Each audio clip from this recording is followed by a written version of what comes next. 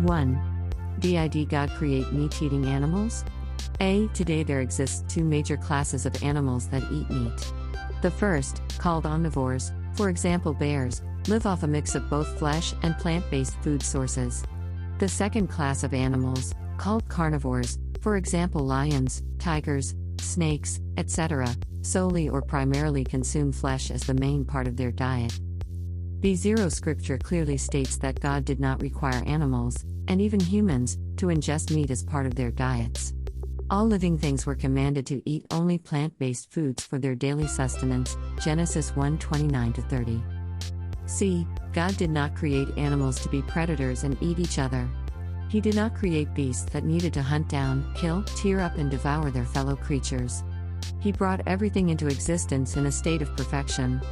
This perfection is based on his way of life, which is founded on selfless love for others, 1 John 4:8.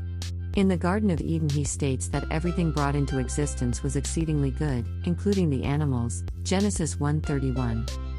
D. This perfection manifested itself when, before sin entered the world, Adam was blessed with the task of naming all land-based creatures including birds, Genesis 2:19.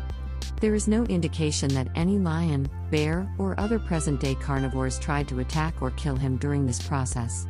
All life was gentle and docile. What, then, caused a monumental change in the nature of many animals such that they added eating meat to their diet? How did creatures, originally peaceful, become predatory?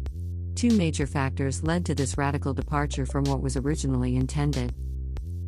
When Adam and Eve sinned by taking from the tree of good and evil, they rejected trusting in God and replaced it with believing in Satan's, and their own, deceptions. This sin brought with it manifold consequences that affected not only the physical world, for example animals, but also the spiritual one. The first humans, from the moment they disobeyed, began to decline, ultimately leading to their death, Genesis 2:17, 3-3. Their sin also condemned all humans to die as well, Romans 5:12, 1 Corinthians 15:21-22. Additionally, it introduced curses into all animals, Genesis 3:14, and even the plant world, 3:17-19, 5:29. The second factor that also led to some animals, and even some plants, eating meat is Satan himself.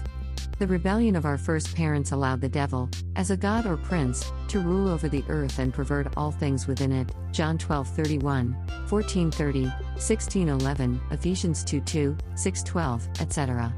The influence of our adversary's competitive way of life, coupled with his complete willingness to kill at any time, see John 8:44, Revelation 12:1-4, has permeated the instinct of many living things like animals.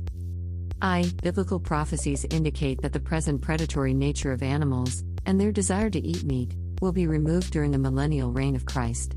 The prophet Isaiah specifically mentions that the wolf, leopard, lion and bear will soon return to being herbivores, consuming solely plant-based food. Even humans and vipers, the KJV calls them cockatrices, will coexist in harmony, Isaiah 11:6-8.